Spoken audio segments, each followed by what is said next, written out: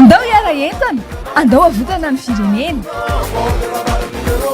mampiasantsika amin'ny tokony ampiasana azy ny volam-panjakana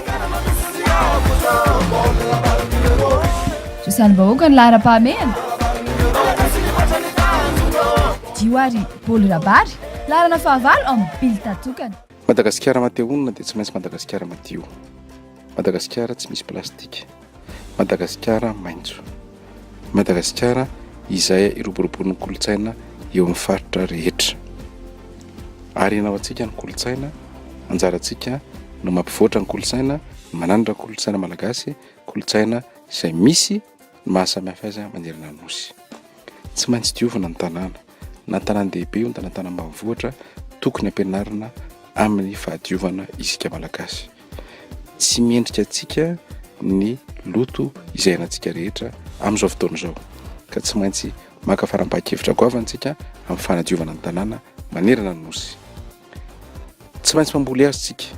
Eo ny doro-tanety etsy an-daniny, eo ny fanapahana azy etsy ankilany, eo ny fampiasana saribao. Ka raha ohatra isika miaina amin'izao fotsiny, manantena hoe ho velona ho azy fotsiny ny hazo dia ho ringana ny ala eto Madagasikara ary ho tanongazana Madagasikara. Ka tsy maintsy mamboly hazo anatapitrisana isika. Ampiasaintsika ny sekoly, ampiasaintsika ny commune, ampiasaintsika ny fokontany ahafahantsika mamboly hazo. Mila mamboly hazo farafahakeliny 10 tapitrisa isan-taona isika mba ahafahantsika mamerina Madagasikara ho Madagasikara maitso. Ampiasaintsika ny tanora, ampiasaintsika ny ankizy, ampiasaintsika ny vehivavy, ampiasaintsika ny hery rehetra manerana ny nosy ahafahana mamboly hazo. Ary ny hazo volena dia arakaraky ny hazo izay mety maniry isa-paritra.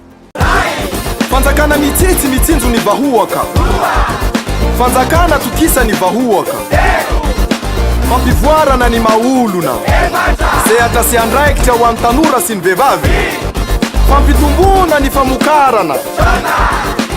Faritra mizaka tena, Madagasikara matehonina, Madagasikara misokatra amin'ny teknôlôjia. Andao hiara entana e, ametraka ny tena fanovana ifotony.